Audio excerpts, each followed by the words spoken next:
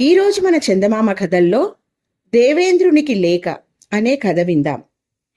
కథ వినే ముందు నాదొక చిన్న రిక్వెస్ట్. మీరు గనక మా ఛానల్ని మొదటిసారి చూస్తున్నట్లయితే ప్లీజ్ తప్పకుండా సబ్స్క్రైబ్ చేయండి. ఇక కథలోకి వద్దాం. ఒండ్ర దేశంలోని కటక్పురికి పూర్వం కురదాతరపురం, బాకబాటి కోట అనే పేర్లుండేవి. ఒకానొకప్పుడు వీరకృష్ణదేవ గజపతి ఈ నగరాన్ని పాలించాడు.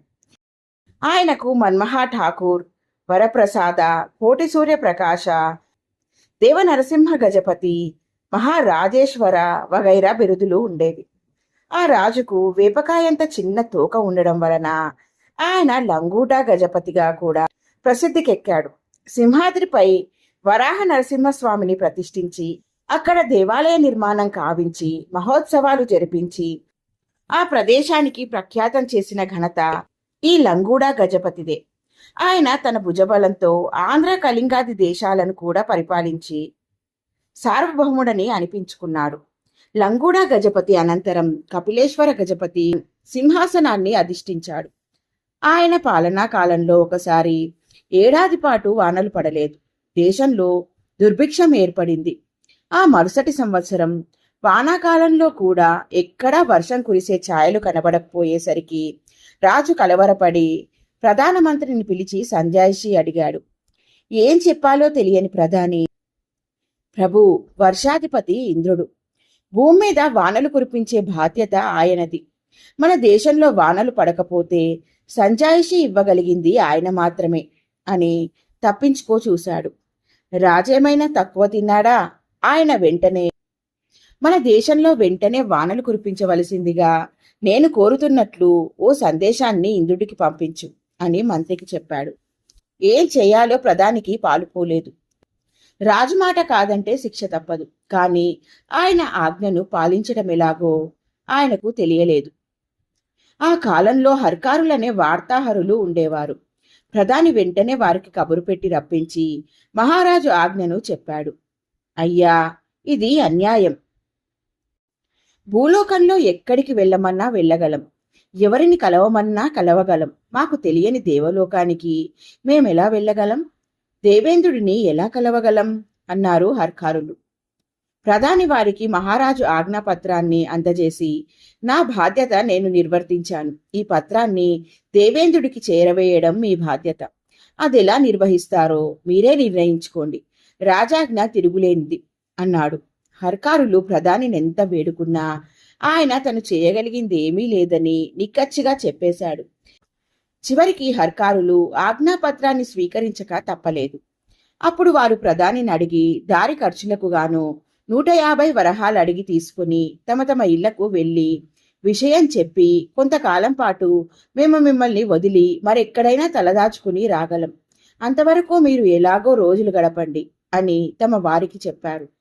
హర్కారుల భార్యాబిడ్డలు వెంటనే, తొందరలో మీరు తిరిగి రాకపోతే రాజు మీ స్థానంలో మమ్మల్ని శిక్షిస్తాడు. మీరు నగరం విడిచి వెళ్లే మాటైతే మేము మీతోనే వచ్చేస్తాం.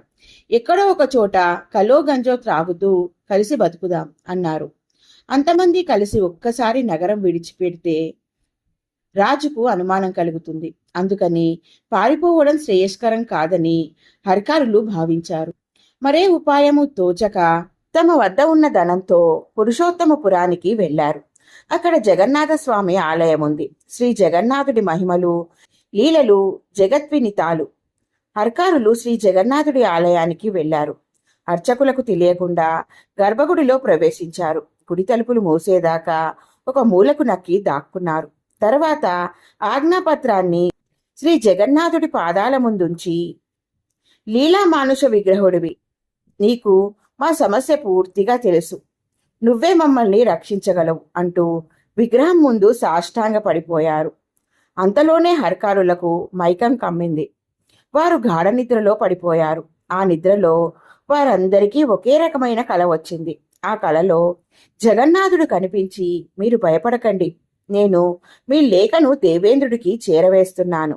ఆయన జవాబు మీకు అందజేస్తాను. అది తీసుకుని నిర్భయంగా తిరిగి వెళ్ళి మీ రాజును దర్శించుకోండి అన్నాడు. తెల్లవారుజామున హర్కారులందరికీ ఒక్క మారుగా మెలకువ వచ్చింది. వాళ్ళు తమలో తాము చర్చించుకుని అందరికీ ఒకే రకమైన కల వచ్చినట్లు గ్రహించి శ్రీ జగన్నాథుని పాదాల వంక చూశారు. ఆశ్చర్యం! అక్కడ తాముంచిన ఆజ్ఞాపత్రం స్థానంలో మరో కొత్త సందేశపత్రం ఉన్నది. దానిపై దేవేంద్రుడి మొహరున్నది. చూడగానే ఆ సందేశపత్రం దివ్యమైనదని అనిపించేలా ఉన్నది. హర్కారుల సందేశపత్రం తీసుకుని జగన్నాథుడి పాదాలకు మరోసారి నమస్కరించి అక్కడి నుండి బయటపడ్డారు. పురుషోత్తమపురం నుండి కటక్పురికి వెళ్లి ముందుగా ప్రధానిని కలుసుకుని జరిగింది చెప్పారు. అదంతా ప్రధానికి నమ్మబుద్ధి కాలేదు. కానీ వారు అందించిన సందేశపత్రం చూడగానే అటువంటిది మానవ మాతృలు తయారు చేయలేదని అనిపించింది. ఏది ఏమైనా ప్రస్తుతానికి గండం గడిచింది కదా అని సంతోషించి ప్రధాని ఆ పత్రాన్ని రాజుకు అందజేశాడు. కపిలేశ్వర గజపతి మహారాజు ఆ పత్రాన్ని అందుకుని విప్పి చదివితే, మా వల్ల మీ దేశంలో కలిగిన అసౌకర్యానికి చింతిస్తున్నాను. శ్రీ జగన్నాథుడి ఆదేశాన్ని మన్నించి మీ దేశంలో వానలు పడేందుకు ఏర్పాటు చేస్తున్నాను. అందుకు మాకు 3 రోజులు గడువు కావాలి. ఇట్లు దేవేంద్రుడు అని దేవలిపిలో వ్రాసి ఉంది. మహారాజు బ్రహ్మానందపడి ఆ సందేశాన్ని తెచ్చిన హర్కారులను పిలిపించమన్నాడు. వాళ్ళు వచ్చాక, మీ ప్రభుభక్తి కార్యదీక్ష ఎంతో గొప్పవి. మీరు సాధించుకుని వచ్చిన కార్యం సామాన్యమైనది కాదు. 3 రోజుల్లో మన దేశంలో వర్షాలు కనుక పడితే మిమ్మల్ని నేను తగిన విధిగా సత్కరించగలను అని చెప్పాడు. ఇంకా హర్కారులకు ఇదంతా కలో నిజమో తెలియలేదు. 3 రోజులు గడిచేదాకా వారు బెంగగానే ఉన్నారు. అప్పుడు దేశంలో భారీ ఎత్తున వానలు పడడంతో అక్కడి భూమితో పాటు వారి మనసులు చల్లబడ్డాయి. అన్నమాట ప్రకారం మహారాజు హర్కారులకు ఘనంగా సత్కరించాడు. ఈ కపిలేశ్వర గజపతి మహారాజు తన పేరు మీద ఆంధ్రదేశంలో వశిష్ఠ గోదావరి తీరాన కపిలేశ్వరపురము అనే బ్రాహ్మణ అగ్రహారాన్ని నిర్మించి ఉన్నాడు. ఊరు ఇప్పటికీ ఉంది. మనస్ఫూర్తిగా ప్రజాక్షేమాన్ని కోరే రాజు మూర్ఖంగా ప్రవర్తించినా భగవత్కృప ఆయనకు ఉండగలదని ఈ కథ చెప్పకనే చెబుతుంది. ఎలా ఉంది ఫ్రెండ్స్ ఈ కథ? బాగుంది కదూ? నచ్చిందా? అయితే లైక్ చేయండి. మీ బంధువులకు స్నేహితులకు ఈ కథలను షేర్ చేయండి. మరిన్ని మంచి మంచి కథల కోసం మా ఛానల్ను తప్పకుండా సబ్స్క్రైబ్ చేయండి. మరొక మంచి కథతో మళ్ళీ కలుద్దాం. ఉంటాను మరి.